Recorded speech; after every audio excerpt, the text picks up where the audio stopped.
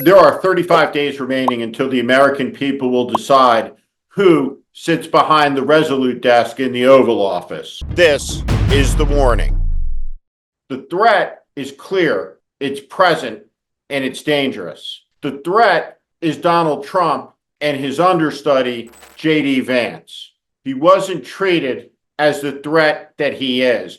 J.D. Vance is an extremist who said that women who are beaten and tortured should stay with their abuser to keep the family strong. J.D. Vance is a political extremist who fetishizes Viktor Orban, who has embraced replacement theory, who stigmatizes immigrants, who scapegoats, who is involved in one of the most un-American projects imaginable. He seeks to take rights and liberty away. And more than anything else, J.D. Vance was part of an effort that sought to overthrow the government of the United States in 2020 with a pack of lies. And J.D. Vance has made clear that if he has the power, he would put the loser against the will of the American people into the Oval Office to be made a dictator. What matters in the vice presidential debate was not Tim Walz being too nice, or Tim Walz being too soft, or Tim Walz getting lost in the minutia of policy. What matters in this debate is what happened in the end. And what happened in the end is something that's perfectly clear. Donald Trump lost an election, and he incited violence to try to overthrow the result of that election in a vast conspiracy that culminated in an attack on the Capitol of the United States, where MAGA extremists defecated in the United States Senate, in the United States House of Representatives. They urinated on the walls of the rotunda. It was purposeful. It was deliberate. And J.D. Vance was part of it, along with a great many of his colleagues.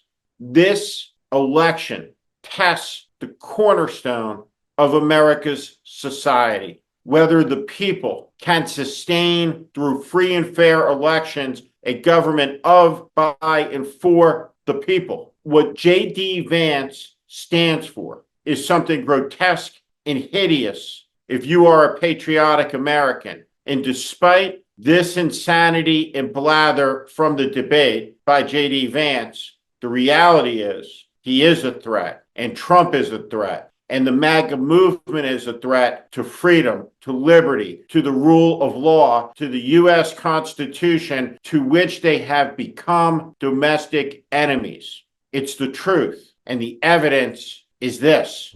Would you again seek to challenge this year's election results, even if every governor certifies the results? I'll give you 2 minutes.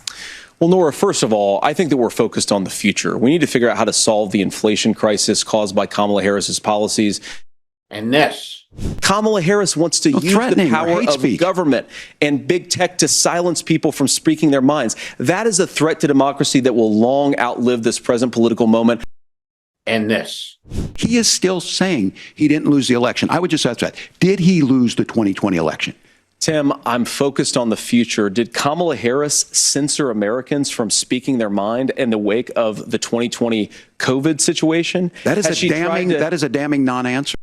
They are running, promising retribution and violence and imprisonment against political foes. And history teaches us that there has never, ever been a political leader who has promised those things, who upon taking power did not deliver them.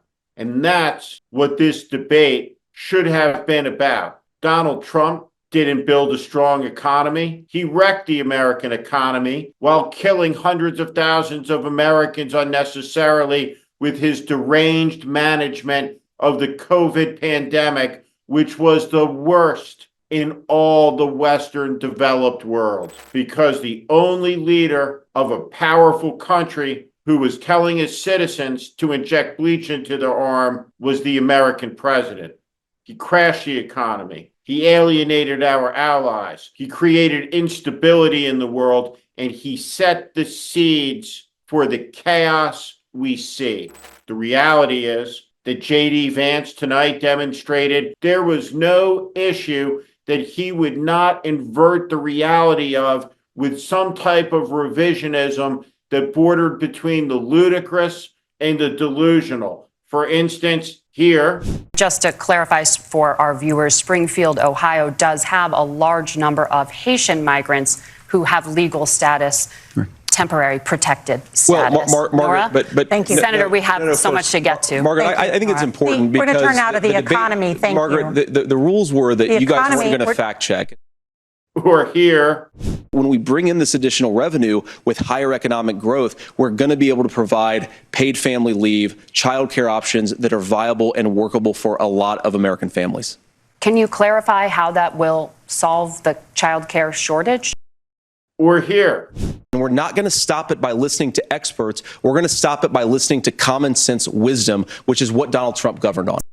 What the American people saw tonight was a smooth operator and a Minnesota nice guy who's the governor and the VP nominee, who got the talking points down and delivered some good lines, and no doubt titillated the focus groups and all the people in those swing states with the dials in their hands. But this election is a consequential one. This is not Obama versus Romney. This is not Bush versus Dukakis, Clinton versus Bush. This is an existential election because there is a faithless man who is running to be all powerful, to be a Caesar, which is what J.D. Vance has said he wants. It's not about small things. And there is no common ground to be had between patriotic Americans and the MAGA movement that seeks domination, that seeks control, and seeks to take it in 35 days. Each time tonight that Tim Walz stuck his hand out, that tried to be decent, that tried to find common ground, within a moment or two, J.D. Vance took a bite out of it because that's his nature. He's disingenuous, he's dishonest, and he's a threat. Tim Walz talked about fear at the end. He said Donald Trump makes the people I care about afraid. A lot of America feels that way. We don't need to be afraid. Franklin Roosevelt was right. All we have to fear is fear itself. Kamala Harris is bringing us a new way forward. Fear is on the ballot, but the most important thing was left unsaid. Tim Walz didn't say what must be said to the fearmongers, what must be said to the demagogues, what must be said to the dividers, what must be said to all of the people who hear their poisonous message, which is do not be afraid. Kamala Harris is the candidate for president, and she showed in her debate what's at stake, what's on the line, and how manifestly unfit Donald Trump is. And no matter how smooth J.D. Vance might have been, simple reality is he's not on the ballot.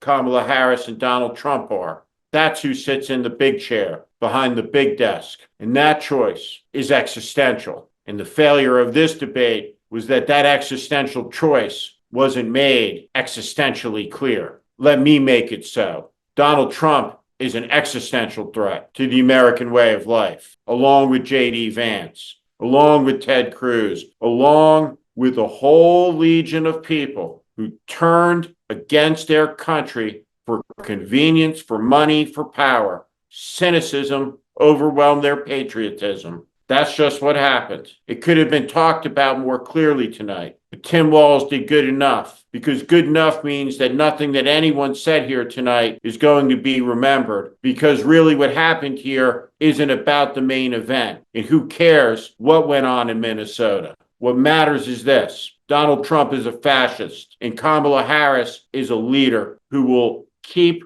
this country free and protect the American spirit, the American faith, and the American Declaration of Independence, which promises that we are all created equal, endowed by a creator with inalienable rights, including life, liberty, and the pursuit of happiness. The next president will be sitting on the balcony at the White House watching the fireworks in 2026.